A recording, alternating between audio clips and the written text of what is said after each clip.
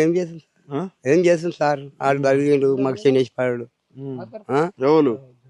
రేవంత్ రెడ్డి గారు తలిగిండు వీడు ఎమ్మెల్యే గారు బొంతలు కాపుకొని ఆడమనుకున్నా పోతే కూడా ఇంట్లో లేడానికి వచ్చాడు పోలీసు వాళ్ళని పెట్టుకున్నాడు మమ్మల్ని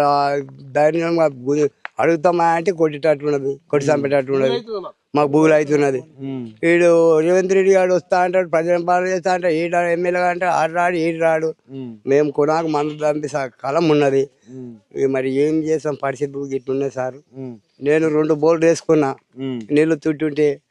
పైప్ లైన్ కలిపిన ట్రాన్స్ఫారం తీసుకున్నా భూమిని అంతా మంచిగా చేసుకున్నావు గుంతలు గోడకలు ఉంటే జేసీబీలు పెట్టి సాగు చేసిన నాకు ఉన్న కాడికి మొత్తం పోతున్నది ట్రాన్స్ఫారం కూడా అన్ననే పోతా అంత అన్ననే పోతున్నాయి ఇక నా 60-70 వేలు పెట్టుకొని ట్రాన్స్ఫారం తీసుకున్నా ఆ ట్రాన్స్ఫారం నుంచి కూడా 10 మంది బతుకుతారు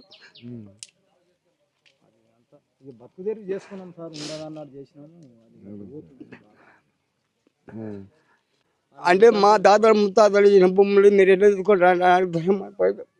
ఏడవకి ఈ వయసులో భూమి పోతుందంటే ఏడుపు బాధ ఆ కేజీఆర్ కాలం మొక్కాలే మా పిల్లలకి ఇంత కళ్యాణం రాజ్యం ఇచ్చిండు అన్ని ఇచ్చిండు దవాఖానలు ఇచ్చిండు ఇప్పుడు దవాఖానకు దిక్కు లేదు మాకు రూపాయి ఆ రూపాయి ఇస్తావు ఆ రూపాయి తింటాం మా వాళ్ళు మంది చచ్చిపోవాలి బతికేది అయితే అప్పుడు కానీ ఇప్పుడు మేము 2 ఏళ్ళ అర్థం దాకా మేము ఏమంటలేదు అప్పటికి మాత్రం ఇబ్బంది అయిపోతాయో ఉంటాయో కానీ 2 ఏళ్ళ తర్వాత వచ్చినాక ఆయనకి అధ్యయం అయితే తెలుస్తుంది భయం అవుతుంది రోజు ఎప్పుడు పోతుందో ఎప్పుడు తీసుకుంటారో అనే భయంతో ఉన్నారు అరే సార్ మగదన్న చూడిపోయి మా పాలు చెప్పి అందరూ ఎట్లా చూడిపో ఇంటింతలా చెరుకు వచ్చింది ఏం చేస్తా అంత దొంగతనం తీసుకొని వేసుకున్నా దుకాణాలు లేకపోతే చేసే పరిస్థితి లేదు ఆయన చేత చిక్కినాం